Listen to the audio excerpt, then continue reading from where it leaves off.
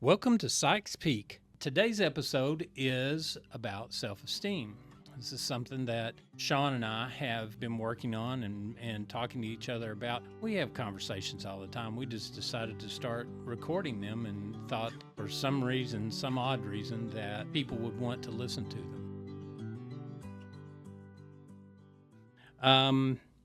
Today's episode, self esteem. Tell me, Sean, what you think. What you think about self-esteem? What is when you hear the word self-esteem? What comes to your mind?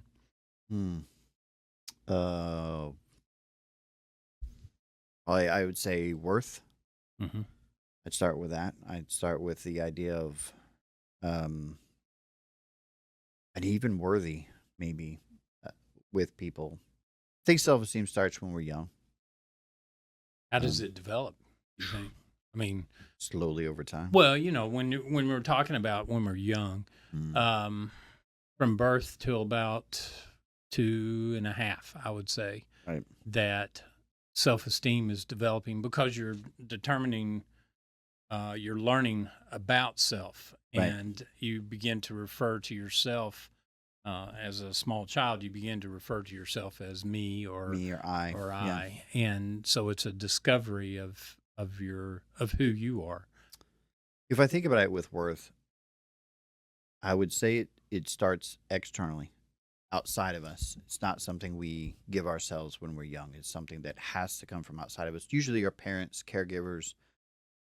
It's an investment over time. It's not it's like a piggy bank. You build into your child this worth and this value over time. But I would say depending on your actions, you might accidentally make a withdrawal against it. Hmm. I think oftentimes we don't think that way. We think that we've invested so much good and we remove the fact that maybe we've done something that reduces that balance. Hmm. Um, I think just you're right. I think the caregiver mhm, and your as parent or whomever it is right. that they have to make the effort to um, describe to you or to it's not all about positive No. words and but it's that you um, direct your attention Mhm. to that individual, and when a child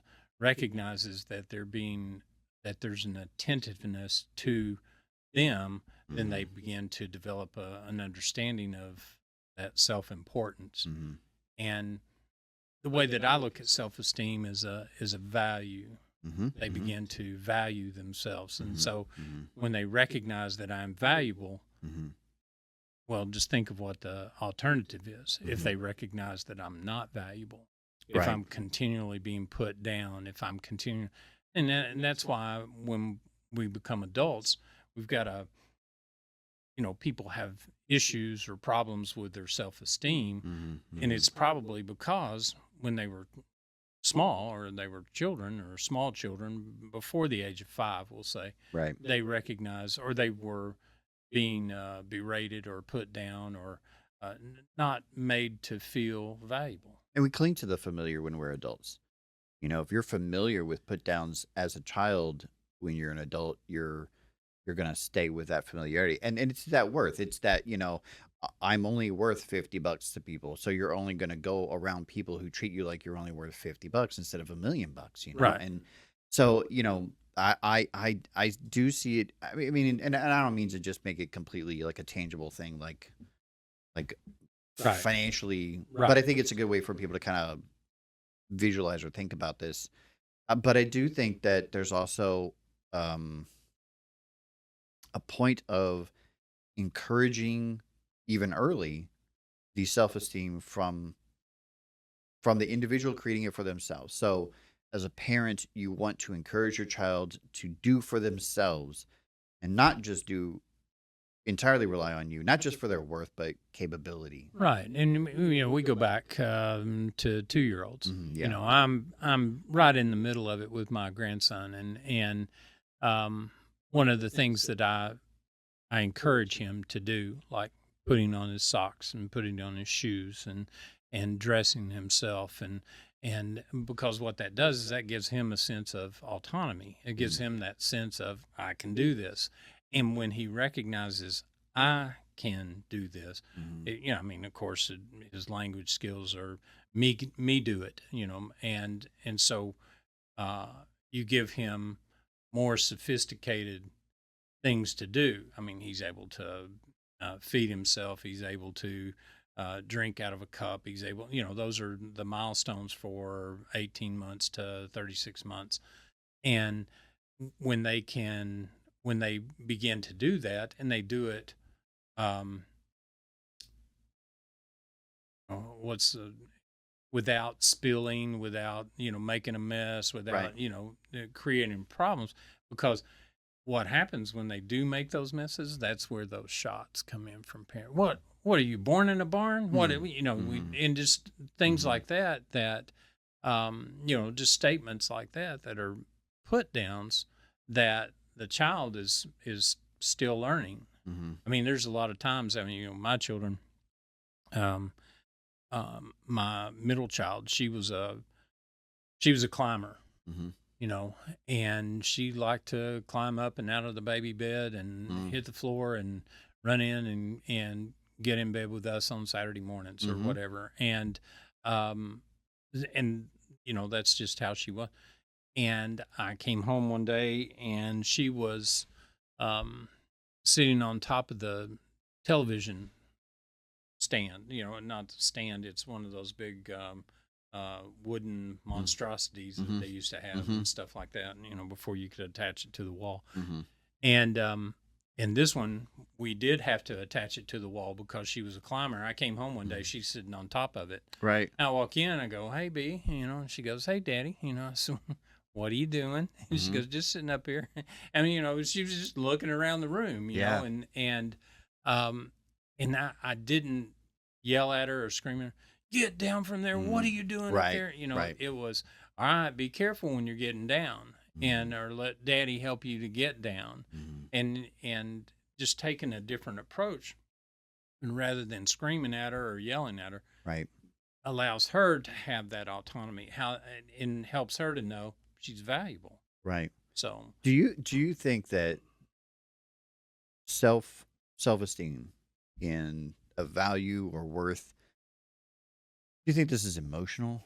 You think, I think as we as adults, I think we look at it intellectually sometimes, but I think children receive it emotionally, and oh yeah, we don't know absolutely. I see what you're saying. Yeah. we think that when we're correcting children or doing things that they'll understand what we mean intellectually, regardless of how we present it emotionally. And I think that oftentimes children only hear through emotion. Right. They're only absorbing that Right. emotionally, and then it becomes their instinct. That becomes their turn to going forward. Is just their instinct is that whatever they've been receiving emotionally is their. My whole aspect of parenting was to try to teach them not to be afraid. Number Mm. one, um, to try things. Mhm, yeah. Now, I didn't particularly want them climbing on top of buildings or that sort of thing, even though that's what happened, Right. because they would climb on the house and jump off the house onto the trampoline. Right. And I didn't want that to happen. But I mean, there are some things that they have to learn for themselves. Climbing trees, my wife, when she was a kid, she climbed a tree. She fell out of the Mm. tree, broke both arms Mm. climbing out of the tree. Now, when I was climbing trees, I didn't break anything, but um, and I did some pretty sketchy things with trees. Find a sapling kind of thing. It's about 3 or 4 inches around. Yeah. You shimmy up it, grab hold of the top, and then just kind of push Yeah. off and Yeah. ride it down to the ground. I mean, Yeah. a lot of people have done that, and but those are things that help build Mhm. something that we'll talk about in another episode. But that Mhm. confidence that you've got an ability, and the whole point of self-esteem is that you have value. Mhm. And so as an adult, if you haven't developed that sense of value, then as an adult you won't have that sense of, you'll think I'm not important. I'm not valuable to anybody else. But we have, from our uh, biblical Mm. standpoint, we recognize that we are valuable in God's eyes. Just Mm. basic Yeah. John 3:16. Yeah. He loves us so much that he gave us his son, Yeah. that he would live among us and then die and rise again so that we can be saved from our sins. So it's um, God recognizes that in us, and we know that we are valuable in God's eyes. So who are we to say that we're not valuable? So that's where the emotion comes in, because Right. when I'm feeling down or I'm feeling bad, or then when a person's feeling down or feeling bad and they look at themselves and they say, well, I'm not worth 2 cents, I'm not worth anything. And so the end result is that their esteem stays low. And then Mm. somebody comes along, and when that somebody comes along that says, well, you're important to me, Right. and when you're 14 years old and you have low self-esteem, and some 17-year-old comes along and says, well, you're important to me, you're basically willing to give anything. Mm. And uh and the end result of that is that um you end up just burying your self-worth that much more, because you give up more than what you need to give up. And then, Mm. it's your love, Mm. your care, your concern. You get your heart broken. Mm. You give your body, you give, Attention. attention. Yeah. Yeah, it doesn't matter. Do you feel like self-esteem then, I mean, just to be most clear about it, is not based on achievement, is simply on inherent worth. Inherent worth Just or learned worth. Yeah. So oh, this is, yeah. so Yeah. here we are. Yeah. This is the age old question in psychology: nature Mm. or nurture.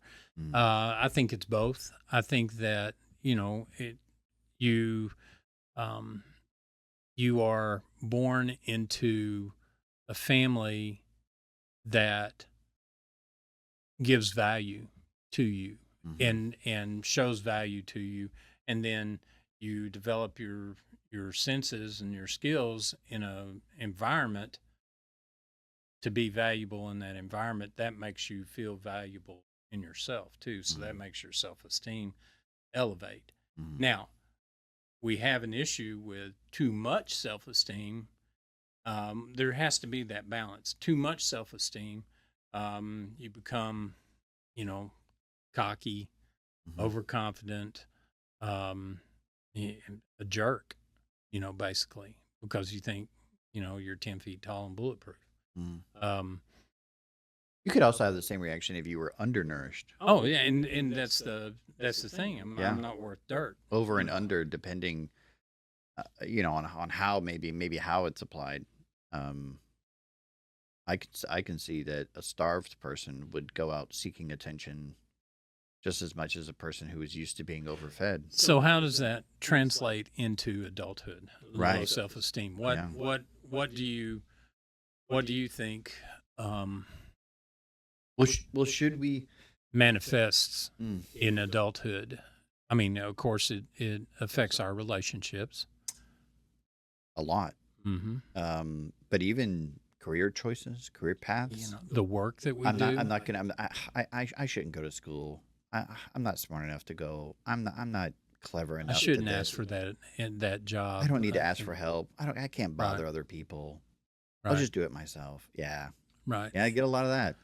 And then, uh, so we're looking at work, school, um, relationships.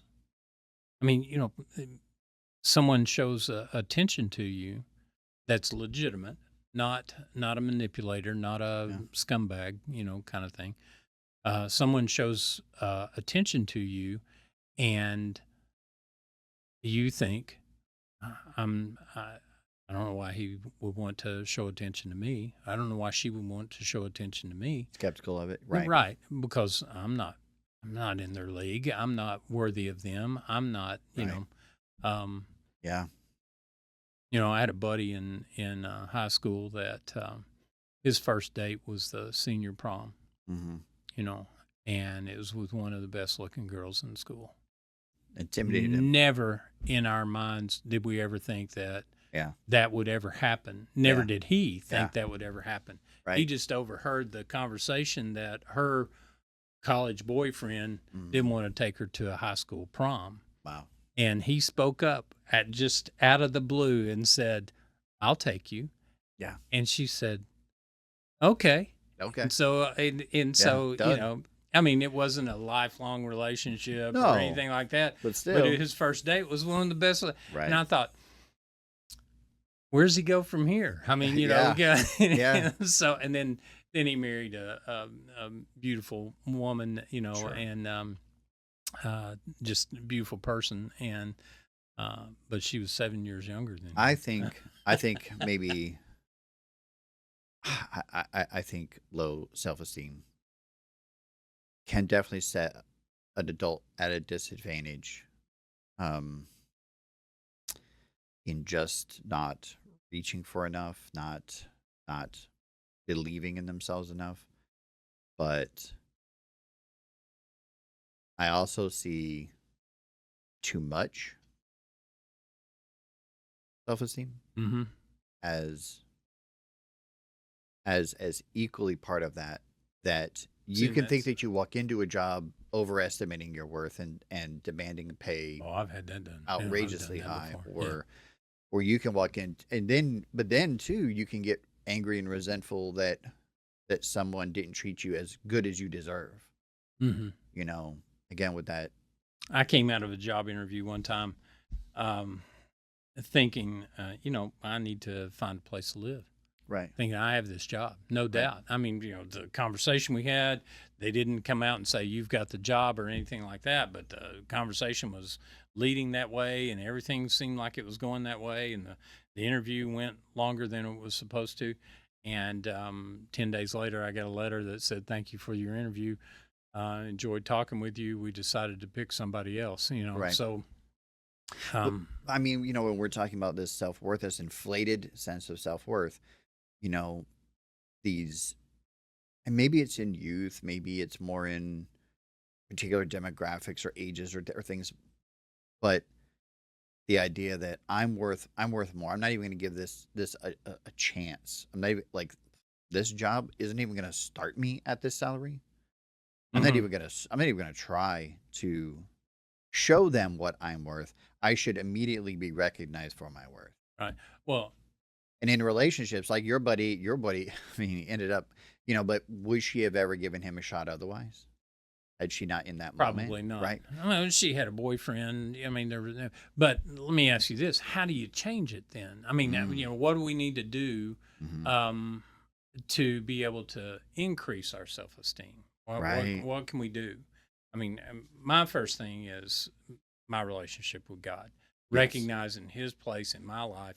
That helps me to understand that I have some sense of value. Absolutely. I mean, I can go on with stories about being hit by a car, being set on fire. I mean, I had Right. all those things that my life probably should have ended, but there's a Right. reason that He has me here.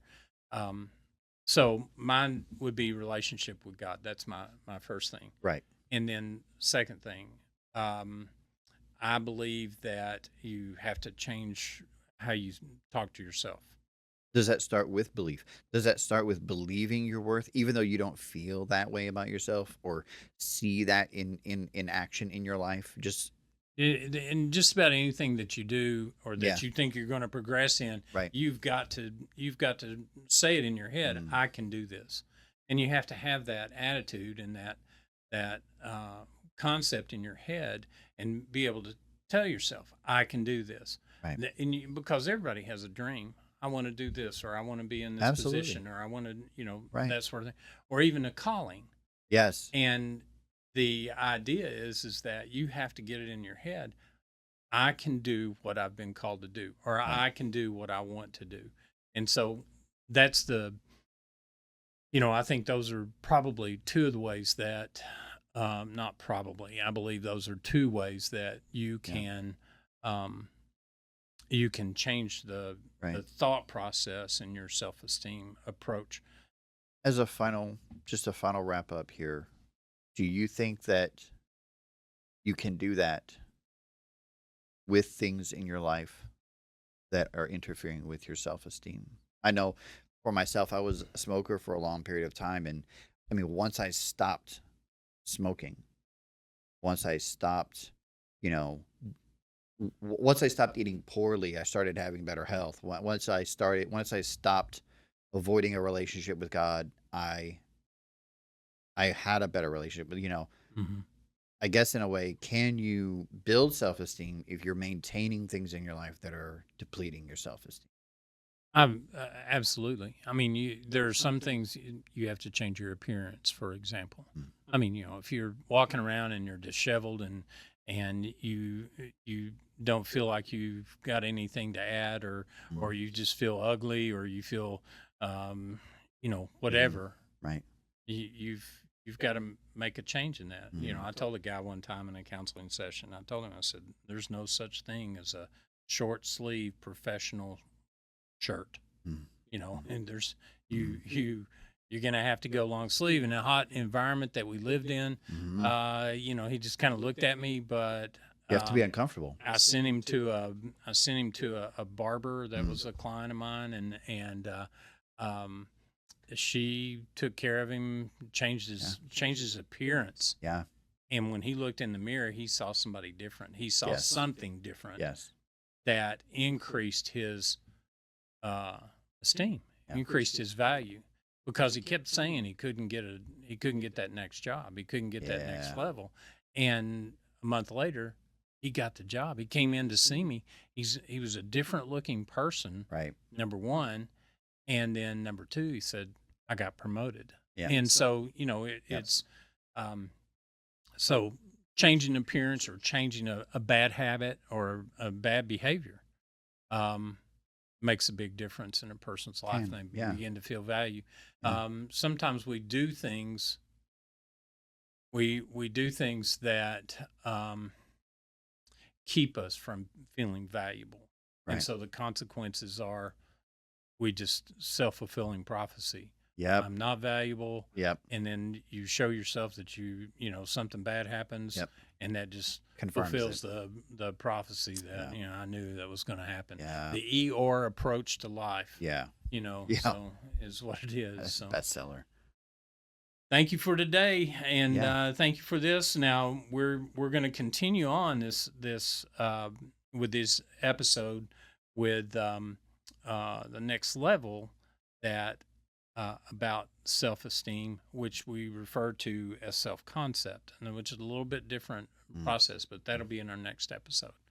Thank you for listening today, and we hope that you'll listen again.